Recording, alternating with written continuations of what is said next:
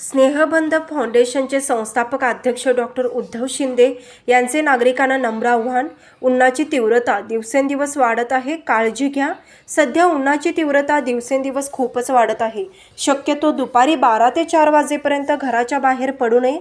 खूपच महत्त्वाचे काम असेल तर डोक्यावर टोपी, छत्री, डोळ्यावर गॉगल घालून जावे. तसेच पाणी वेळोवेळी प्यायला हवे. ताक, लिंबू पाणी, नारळ पाणी घ्यावे. मद्य, चहा, कॉफी, खूप साखर असलेली पेय सेवन टाळावे.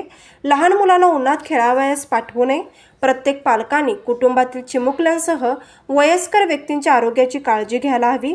उन्हातून आल्यावर थोडा वेळ थांबून पाणी प्यावे. लगेचच पाणी पिल्यामुळे उष्माघात होऊ शकतो. प्रत्येकाने काटेकोर अंमलबजावणी केल्यास निश्चितपणे उष्माघातापासून बचाव होऊ शकतो. नमस्कार, मी डॉक्टर उद्धव शिंदे, संस्थापक अध्यक्ष स्नेहबंध सोशल फाउंडेशन अहिल्यानगर. आपणा सर्वांना नम्रतेचे स्नेहबंध सोशल फाउंडेशन अहिल्यानगर आपणा सर्वांना नम्रतेचे आवाहन करतो. सध्या उन्हाची तीव्रता ही दिवसेंदिवस खूपच वाढत चालली आहे. फाउंडेशन अहिल्यानगर आपणा सर्वांना नम्रतेचे आवाहन करतो. सध्या उन्हाची तीव्रता ही दिवसेंदिवस खूपच वाढत चालली आहे. शक्यतो दुपारी फाउंडेशन अहिल्यानगर आपणा सर्वांना नम्रतेचे आवाहन करतो. सध्या उन्हाची तीव्रता ही दिवसेंदिवस खूपच वाढत चालली आहे.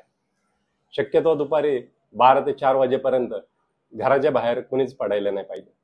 खूपच महत्त्वाचे काम असेल तर डोक्यावर टोपी किंवा छत्री, डोळ्यावर गॉगल हे पाहिजेच. तसेच पाणी वेळोवेळी प्यायला हवे. ताक, लिंबू पाणी, नारळ पाणी प्यायला हवे.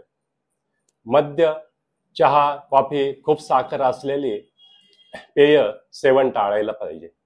लहान मुलांना उन्हात खेळायला पाठवायला नाही पाहिजे. प्रत्येक पालकांनी कुटुंबातील चिमुकल्यांसह वयस्कर व्यक्तींच्या आरोग्याची काळजी घ्यायलाच हवी. उन्हातून आल्यानंतर थोड्या वेळ थांबून पाणी प्यायला पाहिजे. लगेच पाणी पिल्यामुळे उष्माघात होऊ शकतो. प्रत्येकाने काटेकोर अंमलबजावणी केल्यास निश्चितपणे उष्माघातापासून बचाव होऊ शकतो. धन्यवाद.